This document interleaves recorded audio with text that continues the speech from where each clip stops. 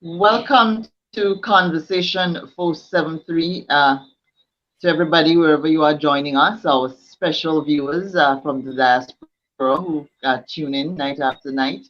And here at home in Grenada, it's Conversation 473. Rolanda is here, and of course, I am Callistra, continuing the conversation. Tonight, arresting hopelessness.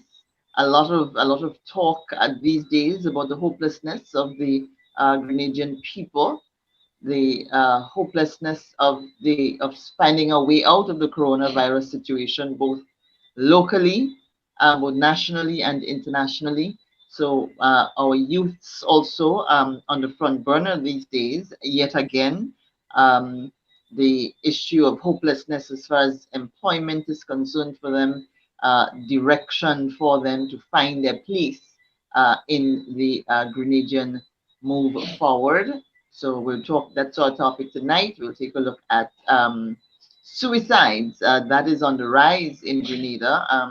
Since 2015, that it's been on the rise in Grenada, and this year is a record high. We have several months to go in the year still, and already we're at 6, the highest for any year since 2015, prior to 2015.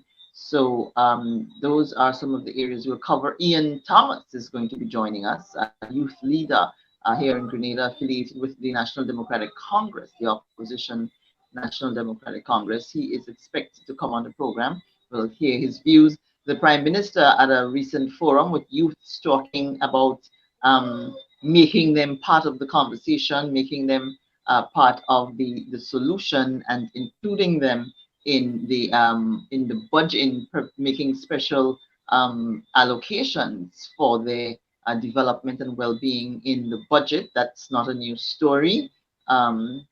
That saying that special attention would be given to the youth. It's not a new story in Grenada, and it's certainly not a new story from the New National Party, and not a new story from Prime Minister Dr. Keith Mitchell. We'll see where that leads. So we'll chat about all these things. Rolanda, what's been happening with you? How's Monkey? I see you sporting a new hairstyle. Is Peter Yes, back? no, not yet, not as yet. We are fine. Working hard, I think we all have to, do our part and try to get things, our island back together. But it's quite sad when you hear that lots of young people are going through tough times, But I've got an interesting story to tell you about two young guys that came looking for work. So I guess as much after we had a word from our um, guests, I don't know, once Ian joins us, we'll be able to go on to that. Should we play our advert We'll, now? we'll, Or we'll, we'll talk about that. But in the yeah, meantime, we'll pay some bills. Our special sponsors who keep the conversation, help to keep the conversation going. Are you a soursop farmer? Do you know anyone who is? If so, we have some exciting news to share with you. We need soursop urgently and are willing to pay $5 a pound. Yes, you heard correctly, $5 a pound. Just WhatsApp us at 1-646-651-0204 for more information on how to get your soursop sold for $5 per pound. This offer is for a limited time, so don't delay. Contact us today.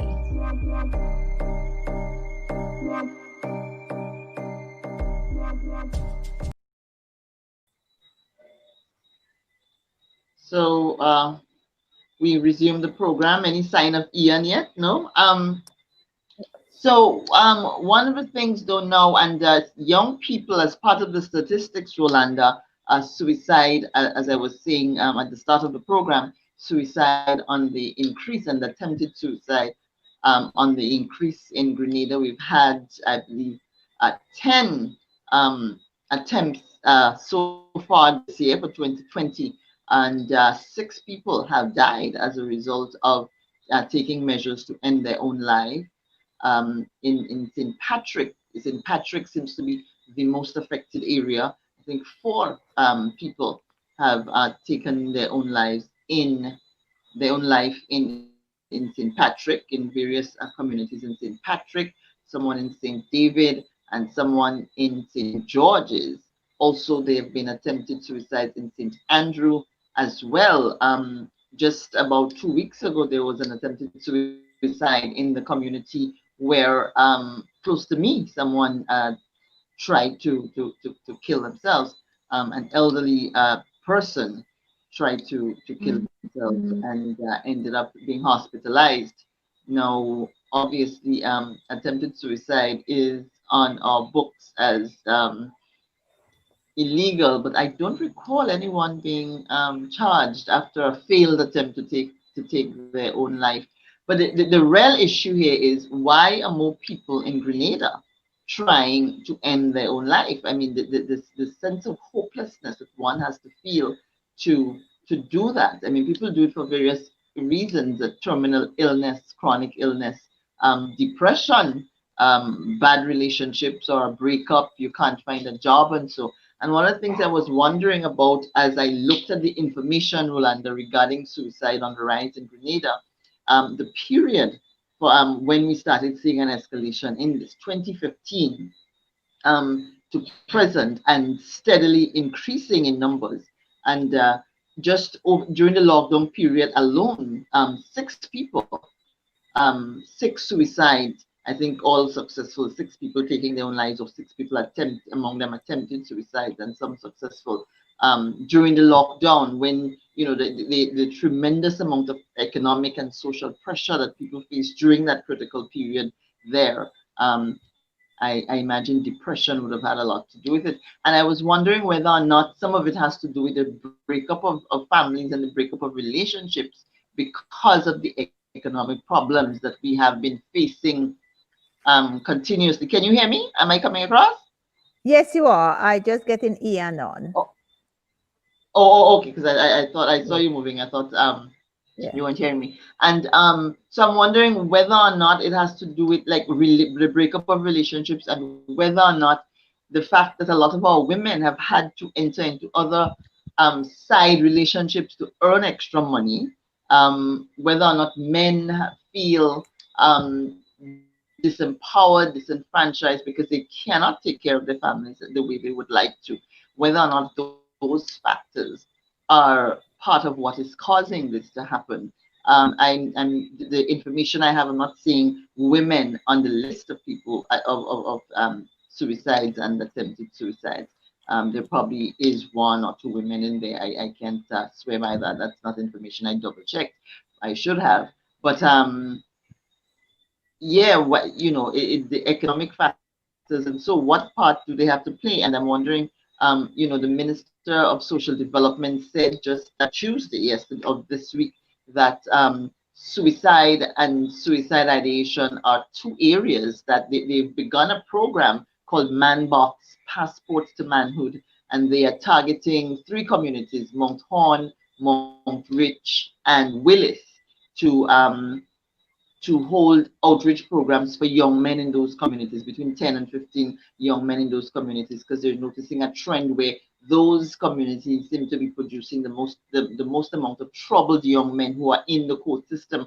And they harvested the names of the people to target. They harvested the communities to target out of what was happening, what they see happening in the court, in terms of where people were appearing. And interestingly enough, St. Patrick, Mount Rich, one of the areas, being in St. Patrick being one of the parishes with the highest number of suicides so far this year. And suicide is going to be one of the areas that they look at in the body of subjects that they would cover with these young men to try to make things better. But certainly the youth in crisis, especially because of the economic problems. Is that Ian? I see Ian there. No, not as Am I yet. seeing Ian? That's not Ian. Oh, I'm seeing myself in the bottom. Oh, the blue Yeah. made it look like I need to wear my glasses. Um, so the the question is, studies need to be done to find out two things in Grenada: why we are being stricken by cancer so much, and why more of our people are trying to take their lives. Those are two important areas where studies need to be done so that we can arrest the situation with all due haste, because both situations can have a major impact, major debilitating impact on the future of the country. Productive people being lost to the workforce and the future development of the country, either at their own hands or in the hands of this mysterious situation we have where cancer is exploding in Grenada. So, we're not dealing with cancer tonight, but it is, people being stricken by terminal illness is one of the reasons why they could try to kill themselves.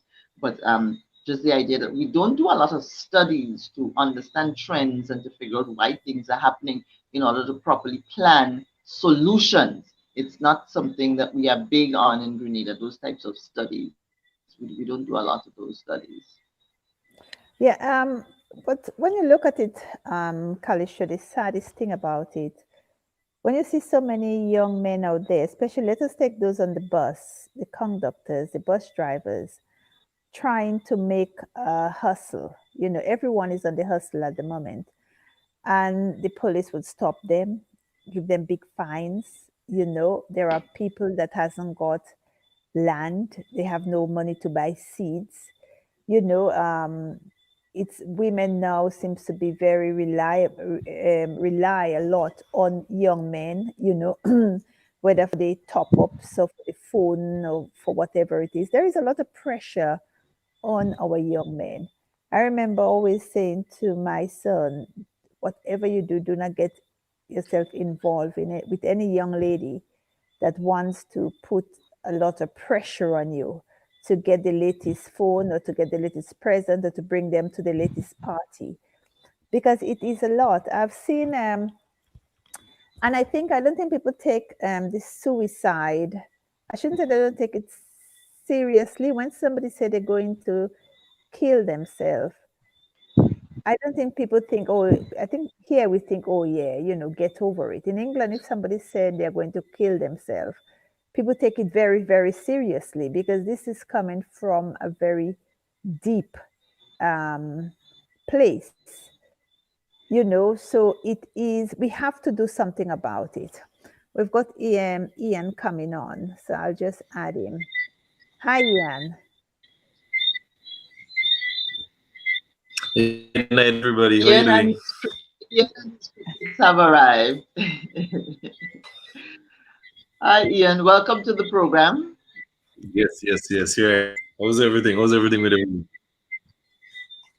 We're surviving and trying to dodge the bullets and to continue the war. We're trying to dodge the bullets and continue the war, And glad to have you here Yes. for one segment of the battle. Welcome. So tonight we're talking about the Thank you topic very much for for tonight, the as you, invitation. And thank you. of course, our pleasure to have you on. One of our strong youth voices in the country.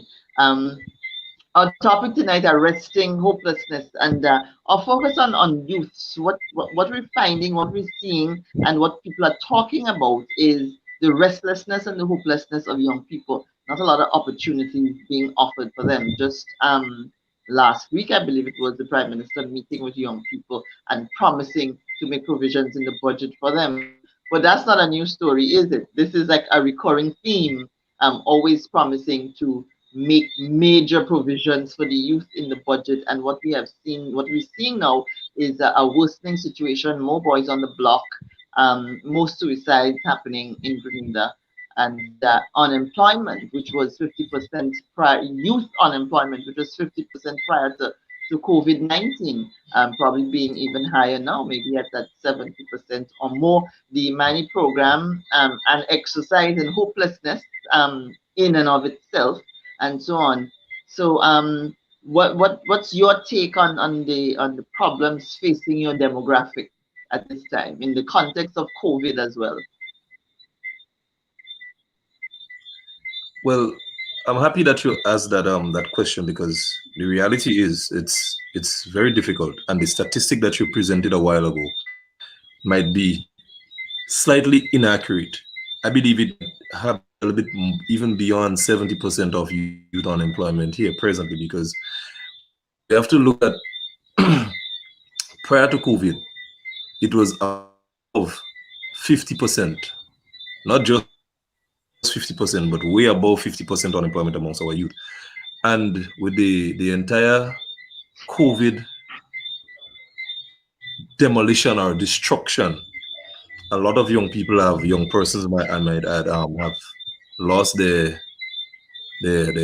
employment. Some of them might have lost their business. Some of them have been, well, some of them have even lost the will to return to school, because some of the kids that was in probably Form 4 that come from poor parentage, and with that entire period, that last 5 months we had to experience, these children have that, you know what, right now I can't go back to school because we have food on the table.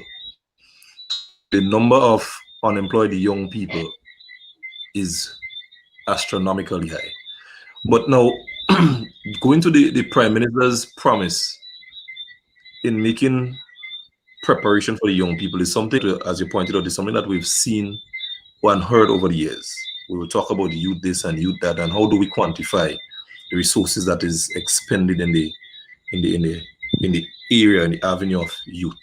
For example, the Imani program has been in existence for close to probably 18 years. Every Imani site probably $23 million. Yeah, $23 million a year by 18 years. What sort of returns is the state getting from the investment in the Imani program? How do we quantify? Did we spend $500 million over the last 18 years? What do we have to show, apart from young people being used as political tools, move them back and forth? Some of them have been on that program for 15 years with no vertical growth. A supermarket, and this they just a lateral move. So they had no growth, no vertical movement. Nobody, none of them, not none, but quite a lot of these young people have not reached or experienced the fullest potential. Yes. So we they talk about investing in youth. Yeah, we understand it is important to invest in young people, but we need to get value for our money. We need to be able to quantify the resources we inject into this program. We need to see over the last 18 years we engaged. Each cycle is 3,000 young people. We engaged 40,000 young people. Where are they today? Today, what percentage is a success rate? How many of them are moving up the workforce, the ladder within the workforce? How many of them are doctors today? How do we quantify? How do we measure the hundreds of millions of dollars we spent on the youth program? I'm not saying that to say that it's a bad investment, but we need to know if we're making profit from it, are we not making a profit, and how we could restructure it to get maximum benefit from the programs. So we need to recalibrate. We need to sit back, analyze, and reconstruct the programs and see how we could get real returns on the investment that the state is making in the programs. Ian, can you share? I am the one doing the technical part on that side, and you know what I am like with technology. So I'm asking you to share if you could share the conversation and invite your friend to share as well. I don't know what button I have touched today, but it seems. So if we can just share.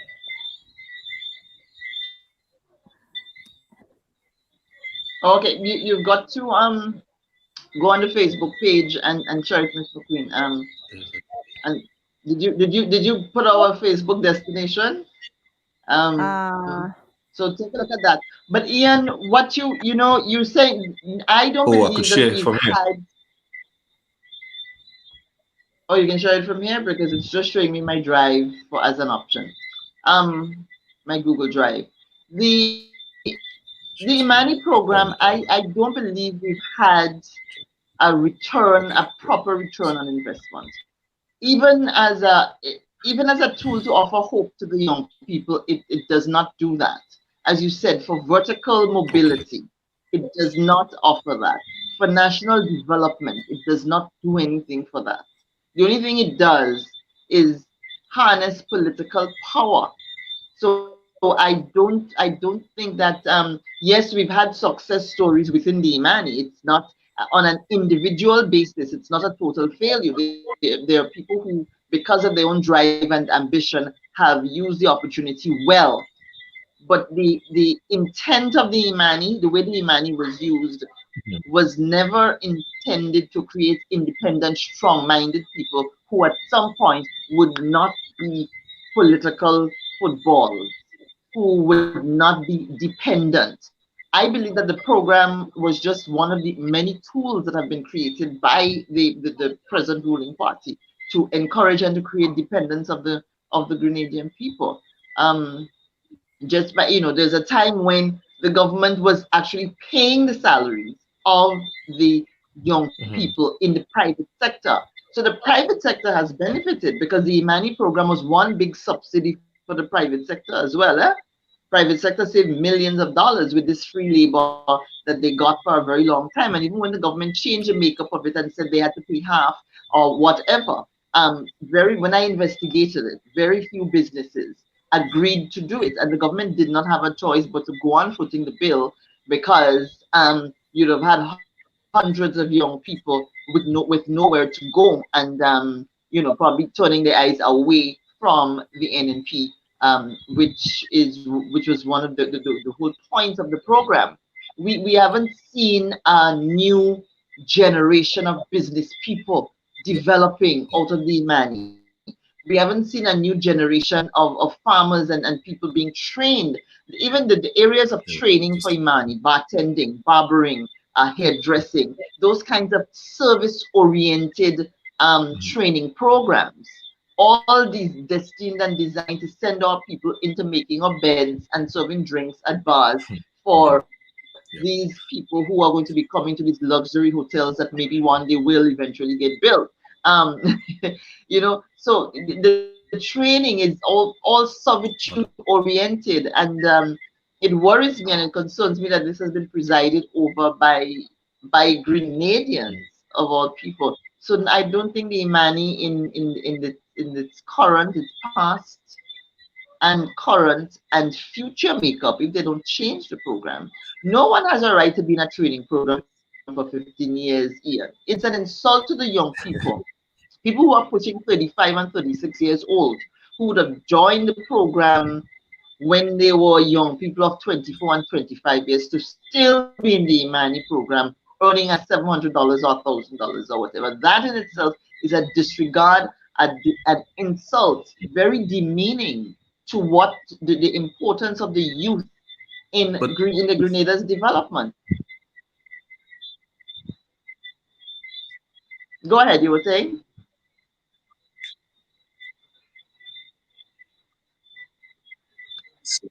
Is Ian's mic muted? I'm not hearing him.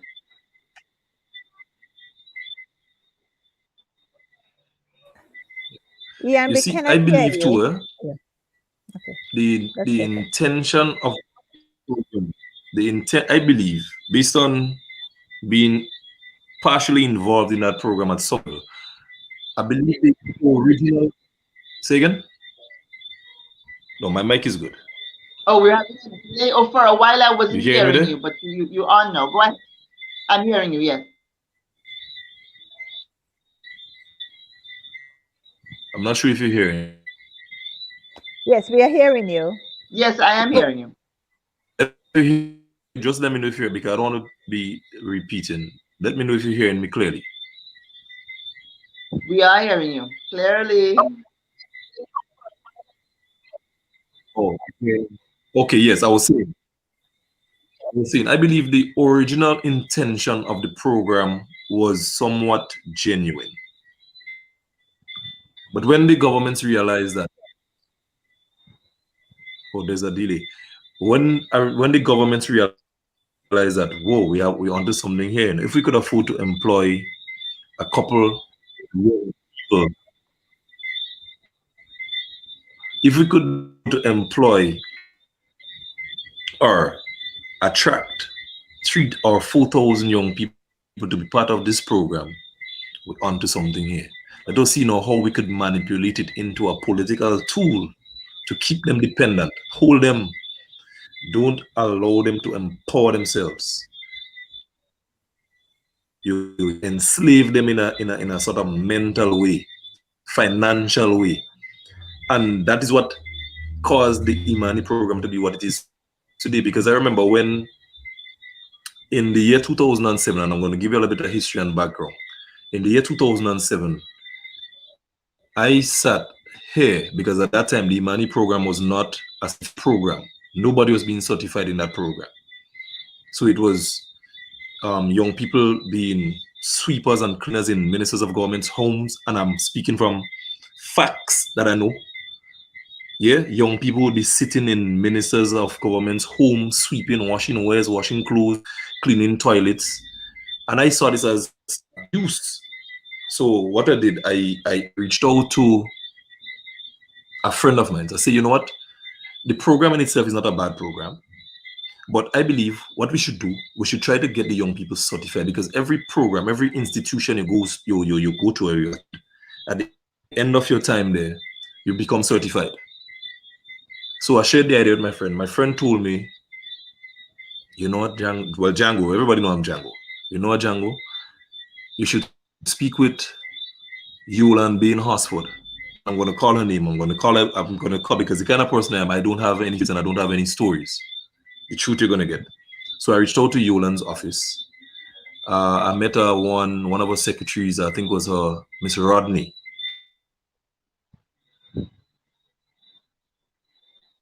From Fort. She told me, well, the idea is a good idea, but I should speak with the person responsible for youth. And at the time, that person was Emmeline Pear. I'm talking about 2007. She was a senator at the time. So we made the arrangement for me to meet with Emmeline Pear. I was brought to the Prime Minister's birthday party at the center, but vividly. I met Emmeline there for the first time. Well, Minister Pear for the first time. She told me, well, her words to me was to visit her office in Hope. There was an office in Hope. And I should visit the office on a Wednesday, and we will discuss there how the program could become a certified program. I left Grenville the Wednesday. I went down to Hope. The minister never showed up. Well, she wasn't in the parliament. The senator never showed up. The person in the office told me that I had to go to Telescope office the following Thursday. I went to Telescope office the following Thursday. She didn't show up. I called the friend that I was speaking with. I said, you know what, boss, I don't have time for this stupidness because I'm not getting paid.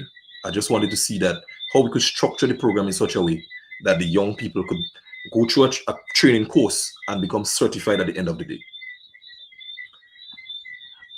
Well, I will leave out a little bit of details. It so happened that 2008 came about, and I shared my interest and idea with Patrick Simmons and Kenrick Fullerton at the time. And that is how we came in to have the Grenada Youth Upliftment Program starting the certification of young people and the formation of the NTA and the CVQ and the NVQ and everything came about, because we saw it as important ingredients in moving the young people from one place to a next. So you could take the certificate, now you go through the program, get the certificate, and you could travel, because we cannot absorb every Grenadian here in Grenada. So that is where the whole vocational setup came from. Yeah. So these are things that we have to be able to organize the programs, look for the good of the program, and see how you can make it better. I remember when I was a student at the St. George's University, one of my lecturers used to always speak about standing on the shoulders of giants. And if we continue to stand on the shoulders of giants, it will be a good place. The people that is coming after us will be able to benefit from the good decisions that we've made. But as it is presently, something good, look, we have, for example, the University of the West Indies project was a golden project. That was a giant's shoulder to stand on. But what did we do?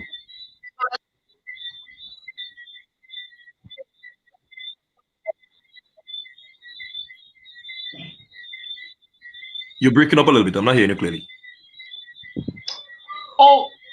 we have a major delay then, because I was asking whether or not the civic, the certification of youths under under the training program, it seemed that it was instituted under the NDC, not the NNP. Then it would have been 2008, There's a that link collapse. 2008 2013 period. Mm.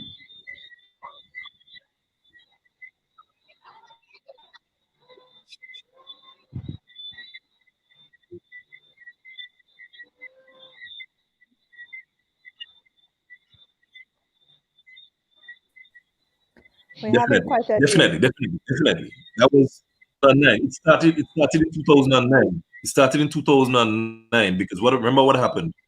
Election was July 2008. What the Ministry of Youth did at the time, they allowed the participants to run the course of the year, and then the new program started from January 2009. So the certificate program actually started in January of 2009.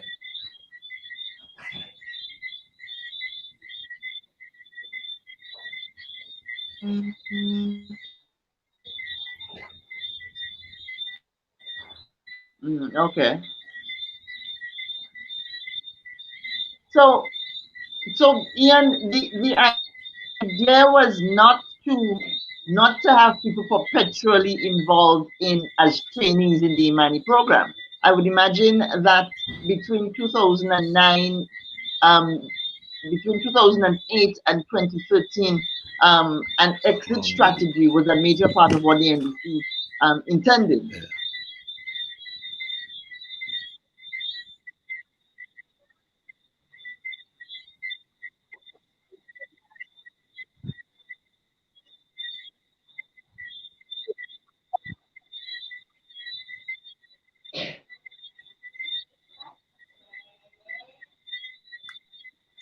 Yes, yes, it was. The program was this.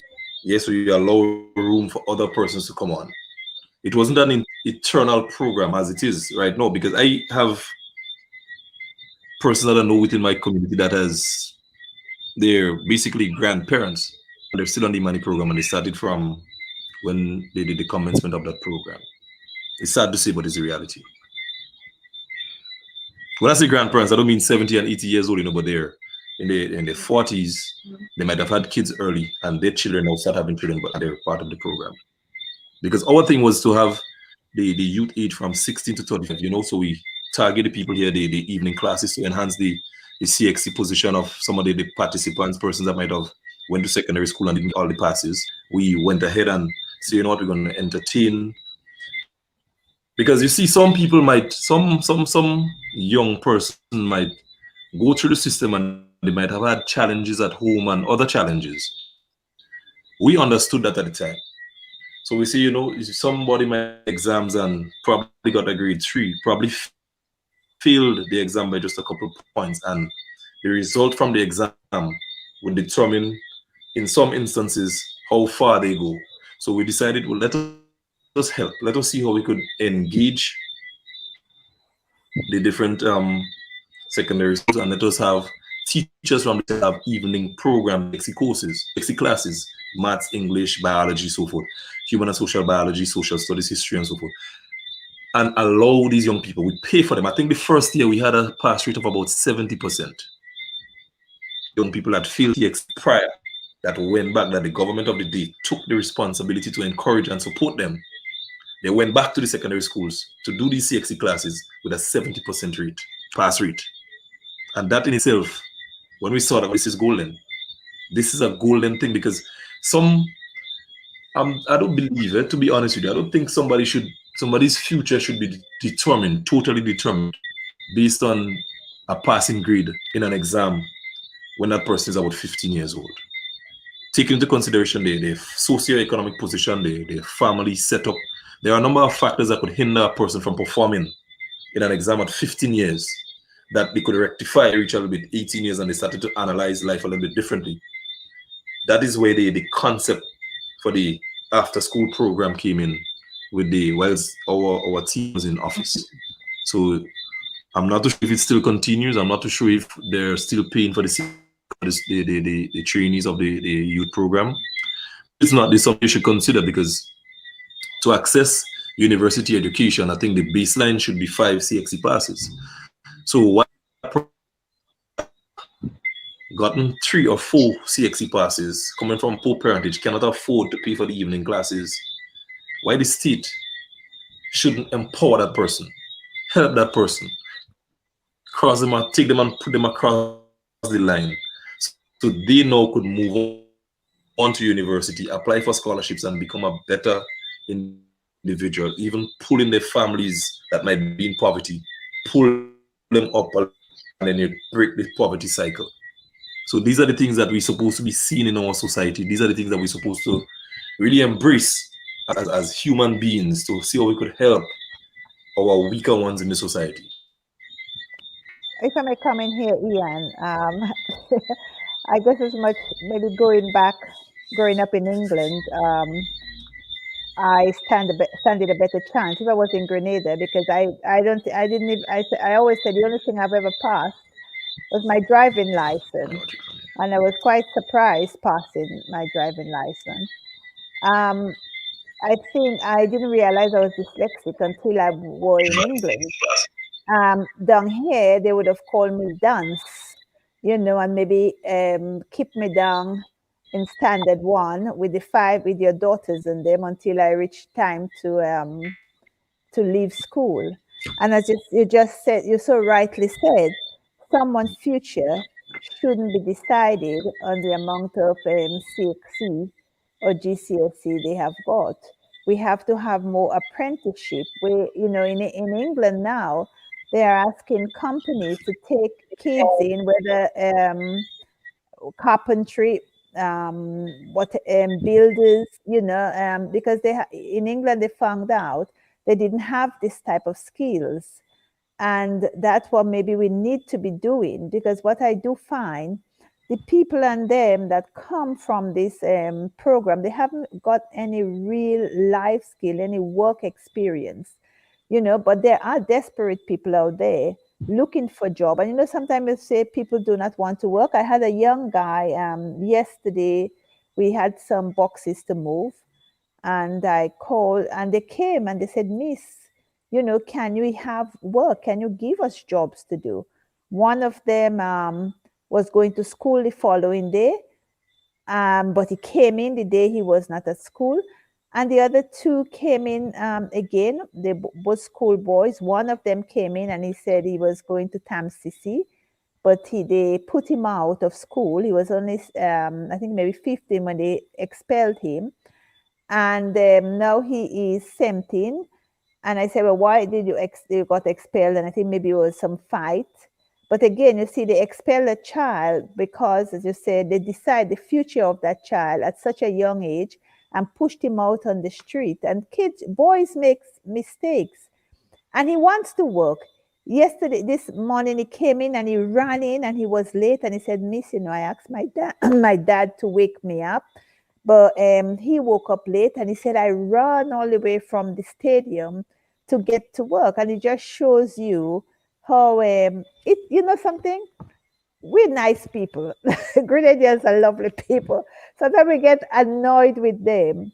But something you can do, I think, is because we are such nice people. That's why I think maybe some of our government gets away with so much, because we are really, I can't help it but loving my people.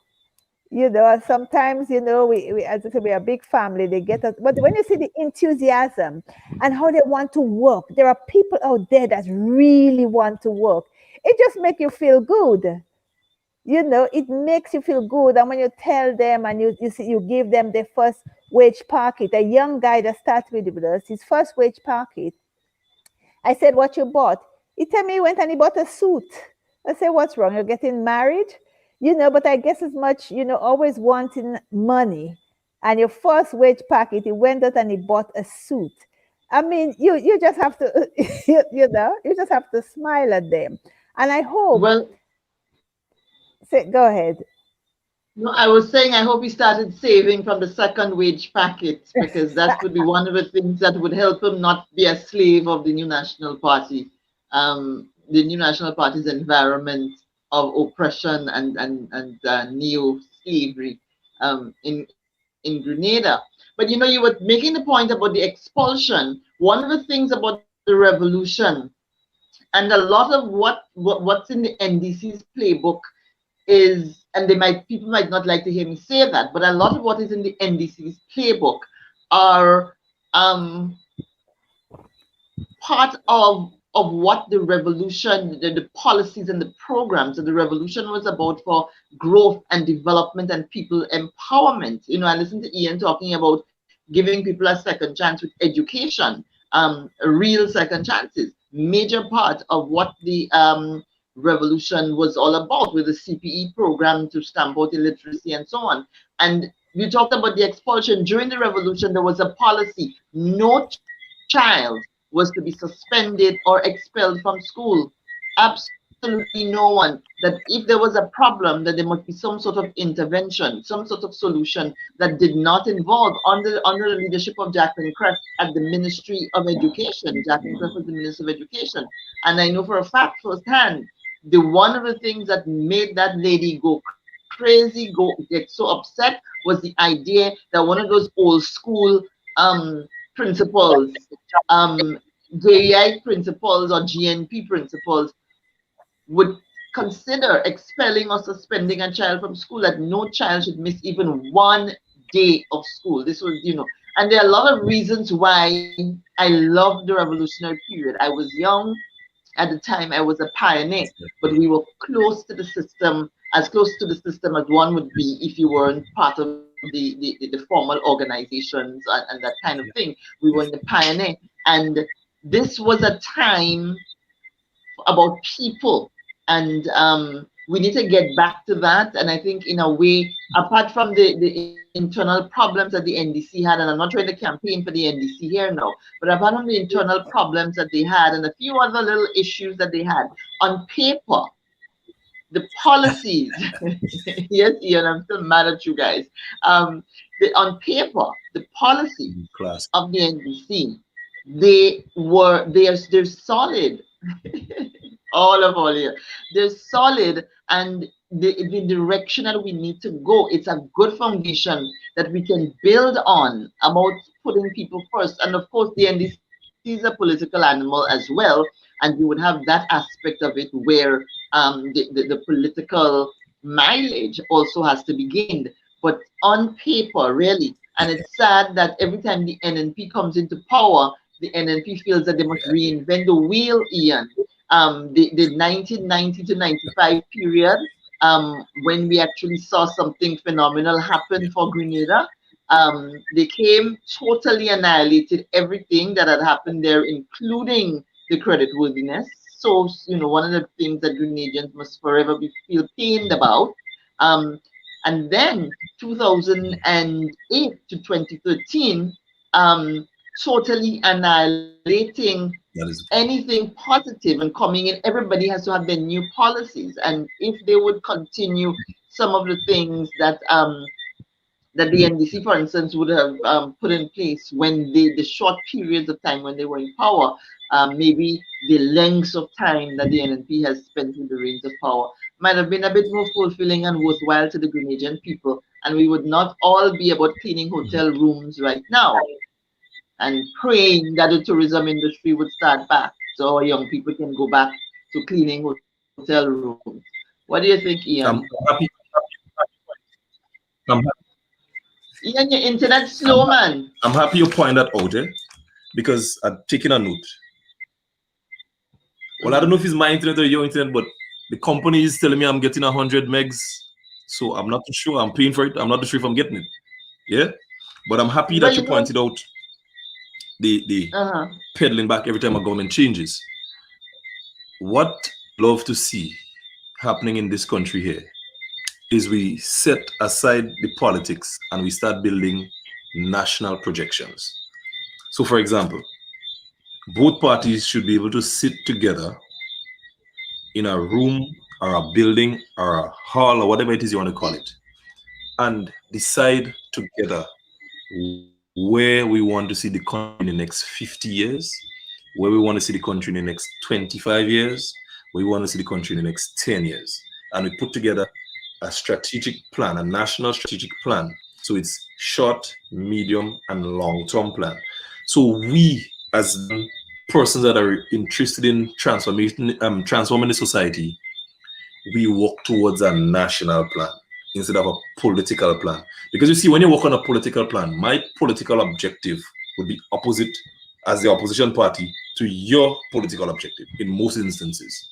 For example, when the NDC promoted and proposed the free barrel program, that is an NDC project. NNP came in, they dismantled that project.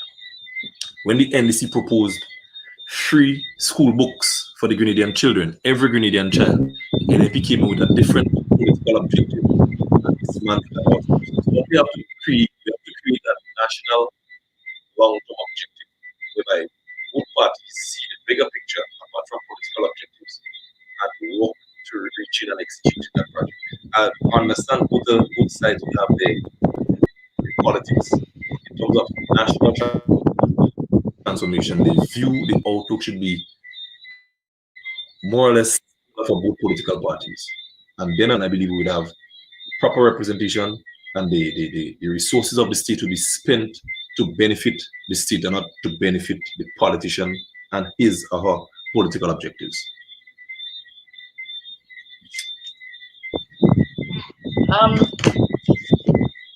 It is, I said this in a previous program, it is one of the biggest problems of Grenada is the continuity, and there is no continuity. It's my time now, and the sad part of it is that some people who come in saying it's my time now, the trajectory that they have planned for the country is all wrong. Program. And we like to honor our viewers and hi Dwight, good night. If you're still on the program. Kalisha, we are hearing lots of noise. We are hearing lots of noise on your mic, Kalisha. We're having a feedback. Lots of noise on my mic. Noise like people. No, like you're in a tunnel. Oh, let me turn off my fan. Just give me 1 second. You Ian, continue the conversation. Let me turn off my fan. Sorry, Ian. I think. Okay. Right. That's so I'm back now. Rolanda, have you figured out how to put comments up on the screen? No, we have we've got comments. The conversation's Bob Marishu is saying conceptually the Mani program is a good thing. Run by good instructors, by now these students should be able to fit into industry, government with permanent employment, fit into industry and government with permanent employment. The technically inclined ones can go on to be mechanics, carpenters, masons, etc., etc. If that is not the case, then the program was a failure. What do you think, Ian? Based on what Bob Marisho's expectations of the program is it a failure? And based on the fact that you were part of a government that attempted to do some variation of that program.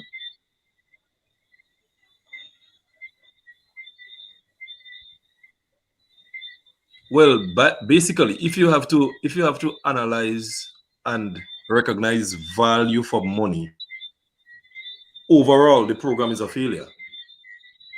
Yeah, because if you've spent probably 300 million over the last 18 years on a program, and there's no way you could quantify the value of the information or the training that our young people.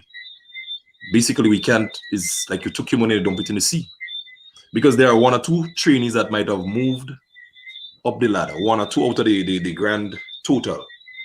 But overall, we would have loved to see or recognize a 65% or a 70% breakdown of how and who and where. So we know persons that came through the program today is an engineer because he was doing his internship at the Grenada Bureau of Standards in soil testing. So he got the big information, the raw, tangible information, and he was able to go to the classes, get his subject that was required for him to be accepted into a university, and he went along to the university. Now he's employed in the Ministry of Works, and his salary is within the grade of A, B, C, D, or E. So we understand that the training that the Ministry of Youth gave this young man 10 years ago didn't go to waste, because we have young people that was trained in standing up store.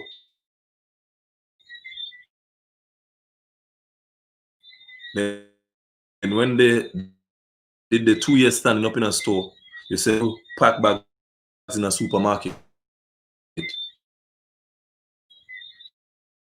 Then from that 2 years again, you send them to stand up in a library in some primary school.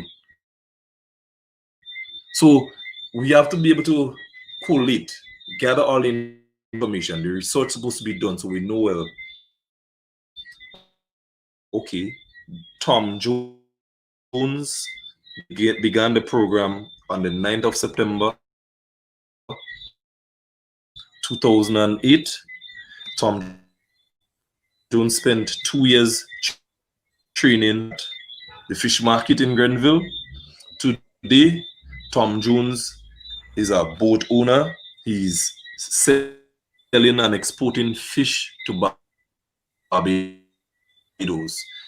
The revenue that is coming into Tom Jones is going, paying taxes in the state, and he's employed 3, 4, 5 people. He's paying his taxes here. His business is registered here. So we know, well, the program wasn't really a waste of.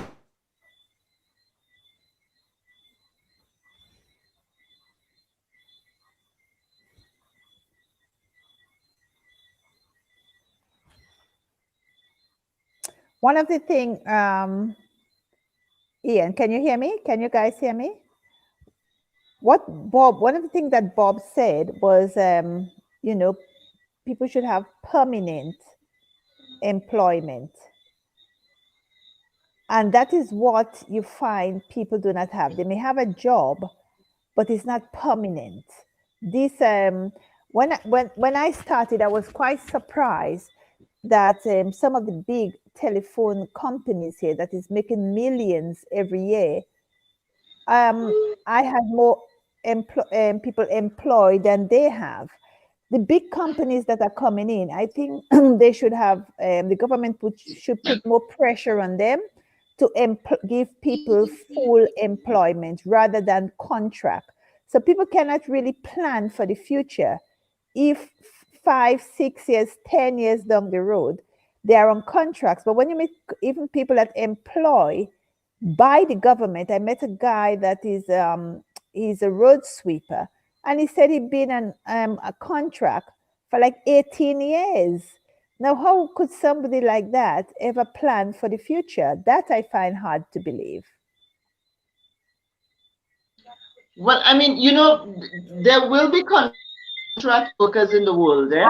And when one is on contract, you would, if you, I'm sorry, Rolanda. I was just saying, if you're doing contract work, then you create your own safety nets. You get the proper insurance and sign up for the unemployment, whatever unemployment benefits and health insurance, and so that is available as an individual, and you create your own package of benefits as a contract worker. That's one of the things as well. That's all part of being independent minded. As people, and why, because you know everybody's not going to be able to get a permanent job, and businesses will look after their own interests. Okay, a corporate company, the obligation to the shareholders and their owners, rather than to serving the cause of society to provide permanent jobs for people. So you would, you know, so Yeah, to but you work cannot. around that. But a young person, if you haven't got a full-time or employment, you cannot go to the bank and get a loan. You know, you need to be in full-time employment. You can. They will not accept a contract. Somebody that is on contract, a bank, there has no security. And then everybody comes along Because if the government is doing it, it's like, well, everybody's safeguarding themselves. So it's like, even though there is a union, the workers hasn't got any right. Because I was quite surprised, as I say, how many government workers is on contract. How many government workers? I think there are more government workers out there that is on contract than people in the private sector. And we have to give people security. Of course, you will have people that usually are on contract. They earn big money. Well, again, I'm speaking, from England. If you're a contractor, people think, wow, because then you are on big money. You can you can put all your expenses in. You can claim for different things. The people we're talking about, most of them is going home with like $1,000 a month. So they have nothing to save. They cannot put anything aside. It's just really living from hand to mouth. And so they should consider how they vote in the next election. That's what they need to do. One of the things that surprised me though, this is a one one of the things, Ian, you will have a delay. You need to be getting my jokes earlier. One of the things that surprised me though, about 2 years ago or so, about 2 years ago or so, I went to cover the launch of Kimpton Kawana Bay, the luxury resort that's being constructed on the old Flamboyant site. And one of the things they said was that they would have to bring in carpenters. They had to do these intricate designs and the furniture and so, and they would have to import people. Some of the work permits that they had to seek was for No, I'm getting carpenters. good. I'm getting good. And I said to myself, but the government is so big on building hotels, even in the middle of the coronavirus right now when we can't get 5 tourists in a month. We're still talking about building luxury hotels. But what we know, what we're not having is the training in the areas of skills of specialized carpentry and plumbing of particular luxury plumbing skills to do with luxury development and so on. The high-end skills that can earn our people monies on those projects where they're not just laborers, okay? We're not training in those areas. We have the laborers on the site, the laborers to carry the blocks and lift this and lift that. Those people will find employment during the construction phase. And then when the hotel is finished, the management is not Grenadian, the upper level management is not Grenadian in those hotels. The Grenadians are there to make up the beds and sweep the floors, cook in the kitchen. They're not even the head chefs. They're the bottom people who peeling the potatoes and stuff, like the prep people and that kind of thing. And I wondered to myself, even my 9-year-old son Archer would say, but shouldn't we train people in the areas where they can make a lot of money so they don't have to bring in all these people to do the same thing? It's just simple common sense that if you're a government who's serious about development and empowering your people, then you want to, and you have this massive training program for the last 18 years, as you said, Ian, $500 million spent. Zizi making real noise. Zizi, you're behaving like the prime minister, man. Stop trying to spoil the program now. Zizi, keep quiet, please. Sorry, viewers.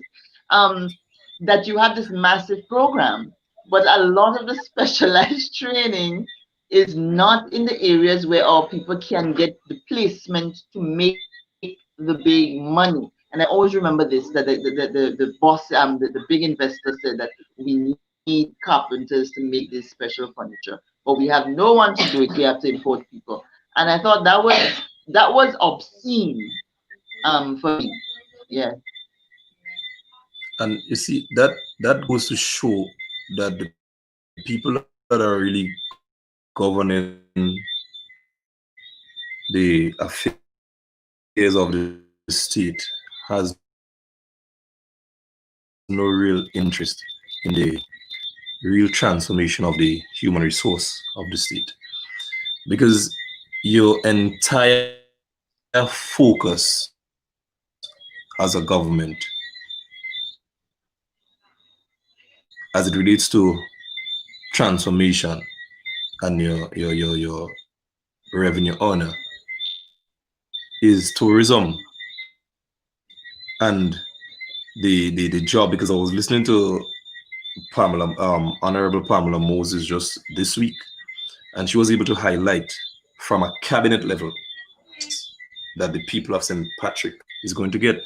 From her mouth, the words came out that there will be 2 persons per room to clean and to show the guests a good time.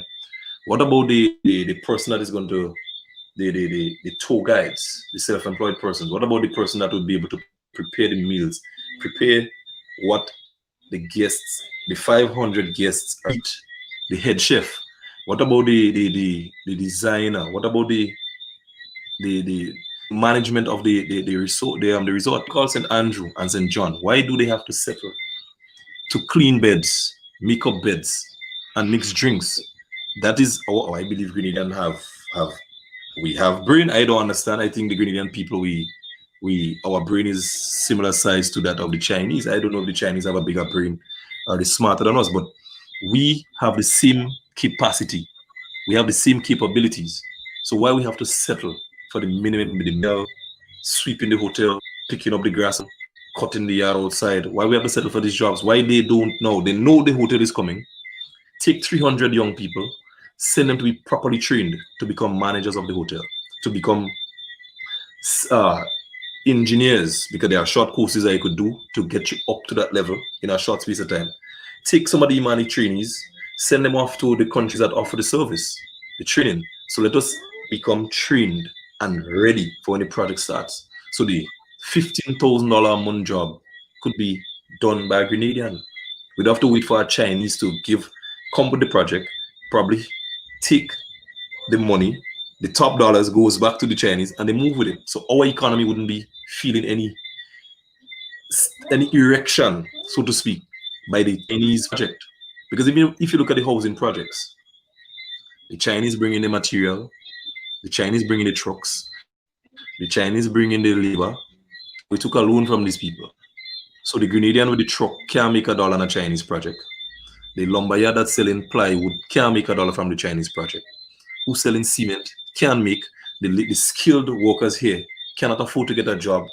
All these laborers. So all we're really good for as a Grenadian people. We don't have no skill. The businessmen don't have no need to make money off of the Chinese projects.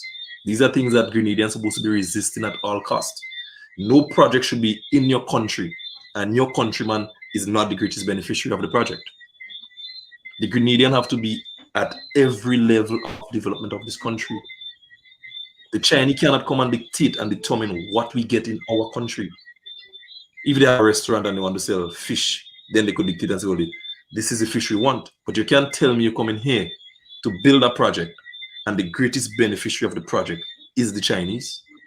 This can't sit good with me at all. This could never sit good with me. These are the things that the Grenadian people are supposed to be against at every step of the way. Don't support it. Don't accept the houses. Let the houses stay there and rot.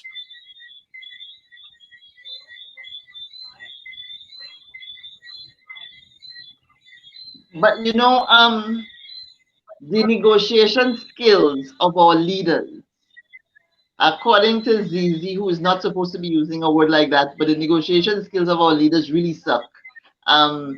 The bad deals, the amount of bad deals that they have come home with, and the amount of bad deals that they have signed right here in St. George's, we ought to have a clause in our constitution that would allow the people to bring criminal action against any sitting government that so treats the business of the nation. And I remember when we were doing consultation on the am I getting clapped? On the when we were doing consultation on, go ahead. No, I support your proposal. Any bad deal that is done by any government, any group, any team of individuals, that deal, they should be responsible, and that would give them a level of accountability and proper representation for the people. Because if they screw up, I'm not too sure if the program is a censored program. If they screw up, they have to deal with the screw up. I shouldn't have to come in and fight to deal with a bad decision that my opponent made 10, 15 years ago.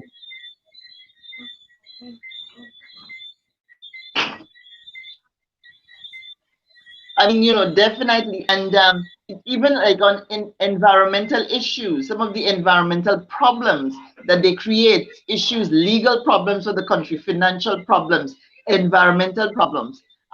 But we would need provisions in our constitution for that. And I'm not sure if any sitting government is going to chair on such a clause in our constitution, where they can be made to pay, and brought to account in a court of law for this.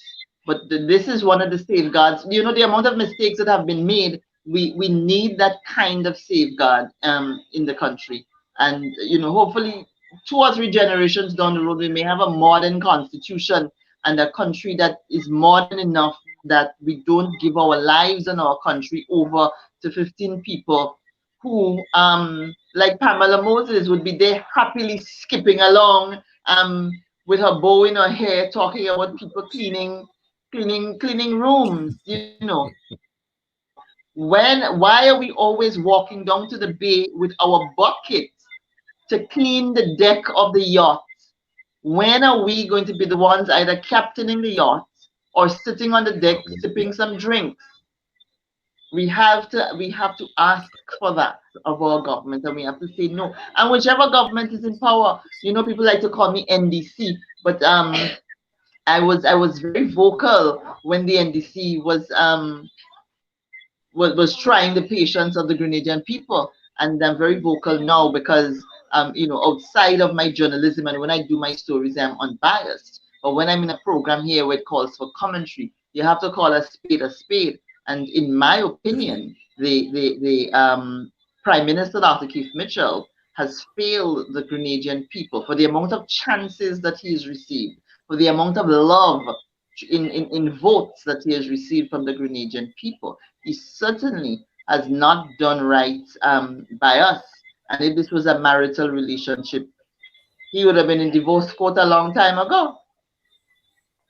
Rolanda, we haven't been hearing from you. I was just talking about your boyfriend, Dr. Mitchell. I think you're very hard on the man. I think he done well. The way I look at it, he's been there for a very long time. We have to remember to give him his praises. Not everything he does. Ian, she just said he's done well. Ian, she actually said he did well. Yes, oh my God! We cannot deny that. We have to quantify. We have to be able to quantify and do some measurements and assessments. Because if you look at the period of governance between every other government, you look at the revolutionary period at 4.5 years, what was achieved in that period, and you look at what was achieved in Mitchell's 23 years. The guy getting an F. He's getting a failing grade. Yeah, it doesn't even add up in all of our key times in history when we've had different various leadership. You can look back and say, I mean, even Sir Eric Gairy, right? We can talk about his revolution and the emancipation of our people from the colonial system, right? A big change. Love him or hate him, this was an impactful move for the nation. The revolution, our move towards self-sufficiency, a big move, right? The NDC 1990 to 95, creditworthiness, when we were on knees begging because we were saddled with so much debt, creditworthiness, revitalization of the agriculture industry and pride in agriculture, right? And then it was hard times under the structural adjustment program, but had they been given a chance, if Grenadians had a bit more patience and understood what was being done better. And this problem has always been their marketing and their packaging, that they did not sell the situation well, that we were going to suck salt now and we would be able to get some sugar in the tea down the road, and it was not sold well and people were fed up and they'd had enough, and so they changed teams, and it was one of the biggest mistakes we ever made, because now we are at what, 2 point something billion dollars in debt. Um, so when you think of the NNP, the first thing that gets into your mind is exploding debt, and how is Archer and how is Zizi going to be affected and impacted by the fact that Grenada owes 2 point something billion dollars, and what is there to show for it? And that's a real problem. Huh? What is there to show for it? The roads in a shambles, the hospital in a mess, the education system in a mess. They're just fixing toilets and bathrooms in schools because of COVID-19. Um, you know, what is there to show for this debt to GDP ratio that we have? We're not even putting nothing in a box unexpected. COVID-19 come and the whole country mash up because we're not exporting anything. We're only waiting for visitors to come so our young people can clean up after them. It's Well, just, a really difficult situation. I'm trying to find something good in the situation, Rolanda.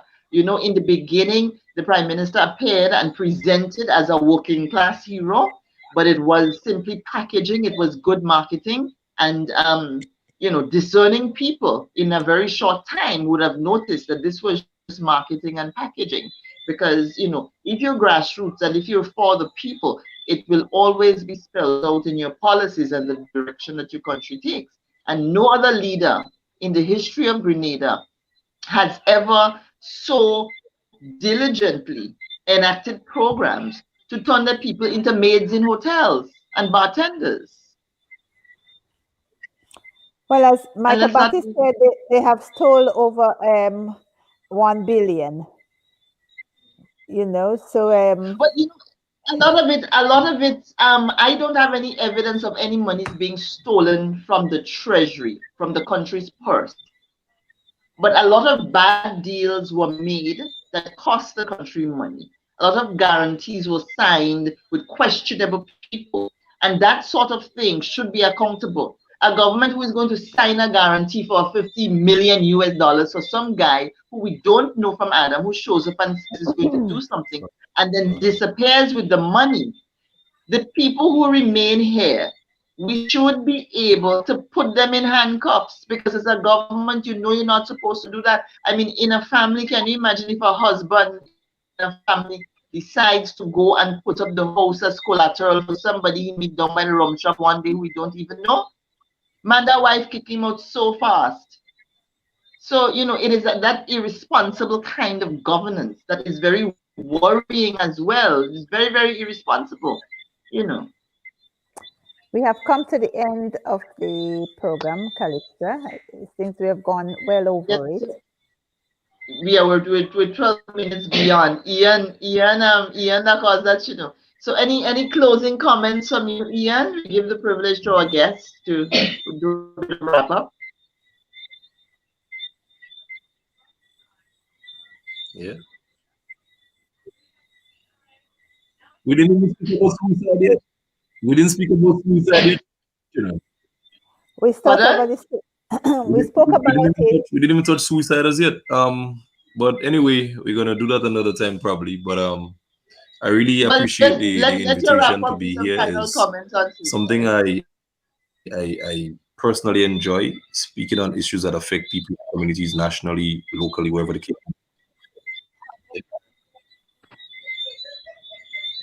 Yeah, go ahead.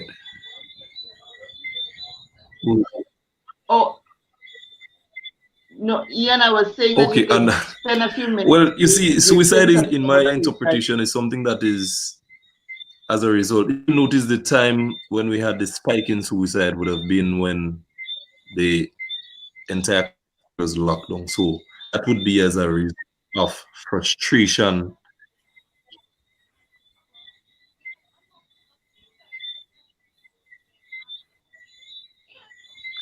Yeah, the delay killing me. The delay is killing me. So I'm not too sure where to settle back. Well, wait until you speak again to get it clear. Anybody out there that is going through depression, please speak to someone. Pick up the phone, speak to a friend, speak to a neighbor, speak to your doctor, to the pastor. just speak to someone. It is difficult times, and don't make a situation embarrass you. Maybe people cannot afford to pay the electricity or the water. Maybe they have a car. If you can't afford the car, take the keys and take the car, bring it back to Steel, whoever you get it from. If you have the bus, you can't afford it, just take it back.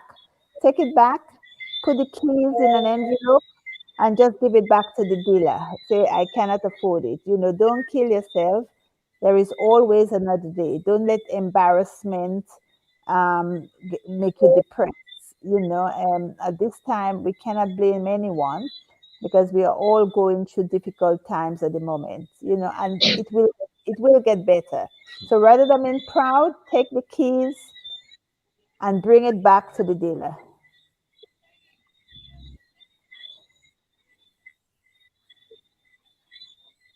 And if the woman leaves you for another man who is able to help her better in these covidious times, just look for another one. She wanted $20. There's a girl who's gonna hang out with you for $5. You just gotta do the market research. Don't commit suicide because the lady left you. So that's it. Peter, Bob Marisha was just saying to Google the Peter syndrome, the Peter principle.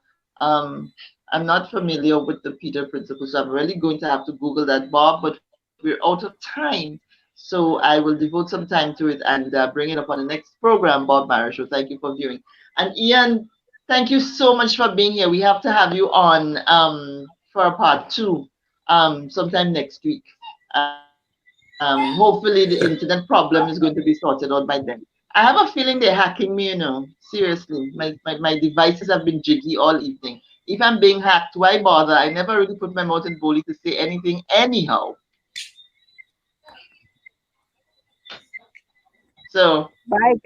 thank you everybody for being Thank on. you, Ian. Bye-bye. It is time for Grenada to define for herself what independence means. What has happened here this morning has made me feel confident to face the future with fortitude, strength, and with hopefulness. People begin to understand that our lives don't have to be so hard. Things can change, We are all currently facing the same crisis and very similar challenges. And no one can afford to be myopic or bigoted in this fight. We have no choice but to work together. We have heard the call and we are determined to come out of this pandemic greater than we entered.